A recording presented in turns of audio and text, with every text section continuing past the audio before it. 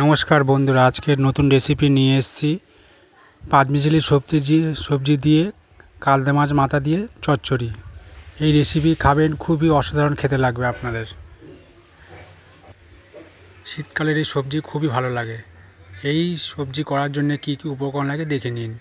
প্রথমে সর্ষের তেল নিলাম। কালদে মাছের মাথাটাকে ভালো করে ধুয়ে নিয়ে ভালো করে লাল করে ভেজে নেব।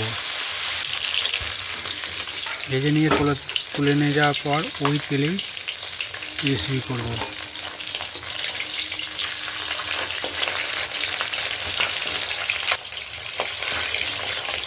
এই রেসিপি খুবই অসাধারণ হয়। এই রেসিপি করার জন্য প্রথমে বেগুনটাকে কেটে নিয়ে আলাদাভাবে লাল লাল করে ভেজে নিয়ে তুলে নেব। ওই তেলের মধ্যেই পাঁচফোড়ন, দুটো শুকনো লঙ্কা, তেজপাতা ফোড়ন দিয়ে কেটে রাখা পেঁয়াজগুলোকে দিয়ে দেবো। ভালো করে লাল লাল করে ভাজা হয়ে যাওয়ার পর তারপরে 2 চামচ মতন আদা রসুনের পেস্ট দিয়ে দেবো। দিয়ে মশলাটাকে ভালো করে কষিয়ে নিতে হবে যতক্ষণ না পর্যন্ত আদা রসুনের কাঁচা গন্ধটা বেরিয়ে যায়।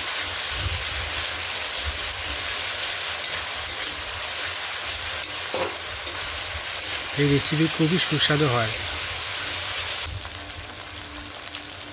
পেঁয়াজটা আদা রসুনটা যখন ভাজা ভাজা হয়ে আসবে তখন 1 চামচ মতন শুকনো লঙ্কা গুঁড়ো, 1 চামচ মতন ধনে গুঁড়ো, 1 চামচ মতন জিরে গুঁড়ো আর 1 চামচ মতন হলুদ গুঁড়ো দিয়ে দেবো।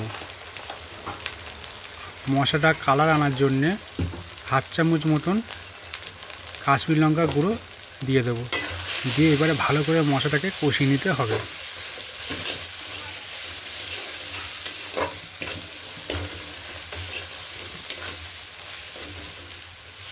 মশলাটা যাতে পুড়ে না যায় এর জন্য সামান্য পরিমাণে জল দিয়ে মশলাটা কষিয়ে নেব।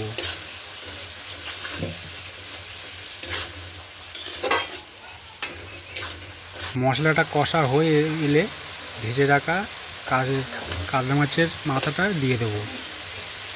দিয়ে ভালো করে মশলার সাথে মিশিয়ে নিতে হবে। আর খুন্তি দিয়ে একটুখানি মাথায় মারলে তখন ভেঙে যাবে। কি অসাধারণ যে খেতে, বন্ধুরা খেলে বুঝতে পারবেন। এই রেসিপিটা অসাধারণই হয়। একটুখানি কষিয়ে নেওয়ার পর 1.5 চামচ মতন লবণ দিয়ে দেবো। দিয়ে ভালো করে মশলাটাকে কষিয়ে নিতে হবে।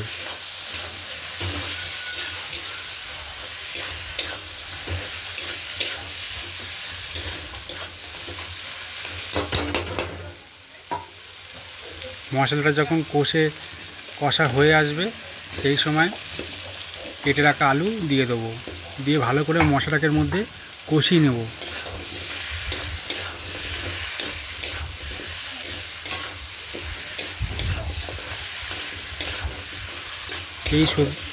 এই সবজি চচ্চড়ি করার জন্য শীতকালের অনেক ধরনের সবজি দিয়ে এই রেসিপিটা করব। এর জন্য প্রথমে কেটে রাখা মূলো দিয়ে দেবো।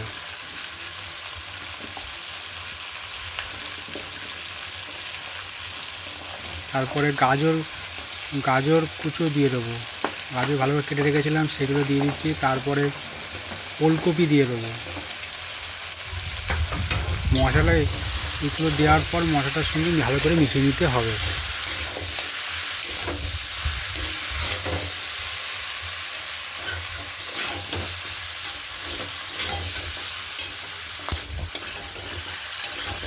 এই রেসিপি করার জন্য যতটা পরিমাণে যত কষবেন এই মশলা তত টেস্ট বাড়বে।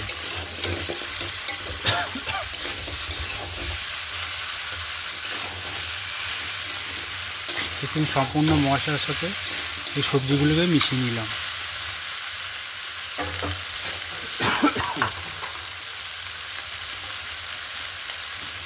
এবারে শিম কেটে রেখেছিলাম সেই শিমটা দিয়ে দেবো।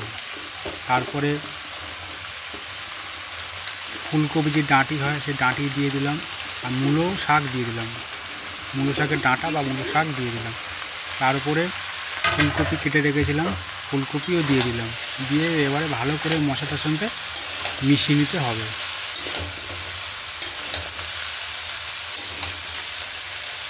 যত পরিমাণে এই সবজি দিয়ে মাছের মাথা দিয়ে চচ্চড়ি করবেন তত ভালো লাগবে। শীতকালে সবজি অনেক ধরনের সবজি পাওয়া যায়, যত রকম পারবেন তত রকম সবজি দিয়ে করবেন, দেখবেন খুবই ভালো লাগবে।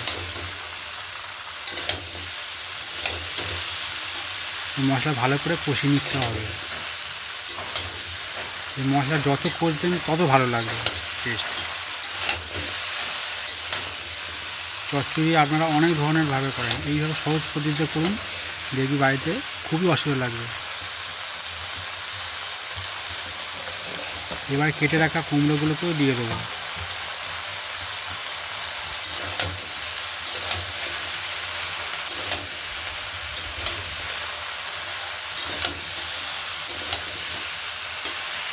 দিয়ে ভালো করে কষিয়ে নিতে হবে। ফের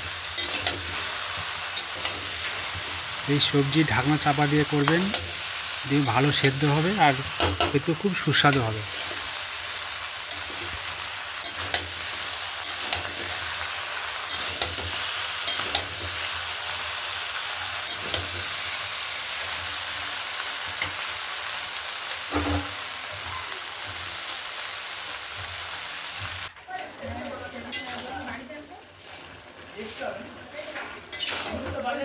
সবজিটা আস্তে আস্তে নরম হয়ে আসছে, ভালো করে কষতে থাকবেন আপনারা। দিদিভাই দাদাভাই, আপনারা আমার রেসিপি দেখছেন, প্লিজ সাবস্ক্রাইব করে দেবেন, লাইক শেয়ার কমেন্ট করে জানাবেন আমাকে। আপনারা যত আমাদের হাত বাড়াবেন তত আমি এগিয়ে যেতে সাহায্য করবেন। এই মশলাটাকে, এই সবজিটাকে নরম করার জন্যে ঢাকনা চাপা দিয়ে রান্না করব। সমস্ত সবজি যখন সেদ্ধ হয়ে আসবে, শেষ পর্যায়ে বেগুন যে ভেজে তুলে রেখেছিলাম, সেই বেগুনটা দিয়ে ভালো করে কষিয়ে নিতে হবে। এই কষানোর সময় 1 চামচ মতন গরম মশলা গুঁড়ো দিয়ে দিলাম, দিয়ে মশলার সাথে ভালো করে মাখিয়ে নিতে হবে।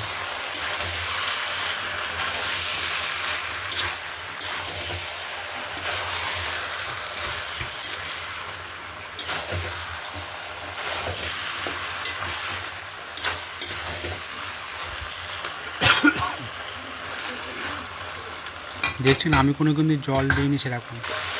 এই ঢাকনা চাপাতে করলে যে সবজির গা থেকে যে জলটা বেরোবে, সেই জলেই সবজিগুলো সেদ্ধ হয়ে যাবে।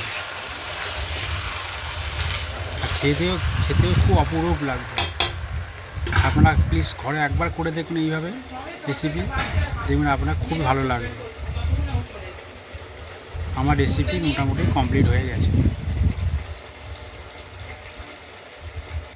আজকের আমার এই রেসিপি যদি আপনাদের ভালো লেগে থাকে, please subscribe, like, share, comment করে দেবেন। আর নতুন বন্ধুরা প্লিজ আমাকে সাবস্ক্রাইব করে পাশে রাখবেন। ধন্যবাদ বন্ধুরা, আমার সম্পূর্ণ ভিডিও দেখার জন্যে আপনাকে অসংখ্য ধন্যবাদ।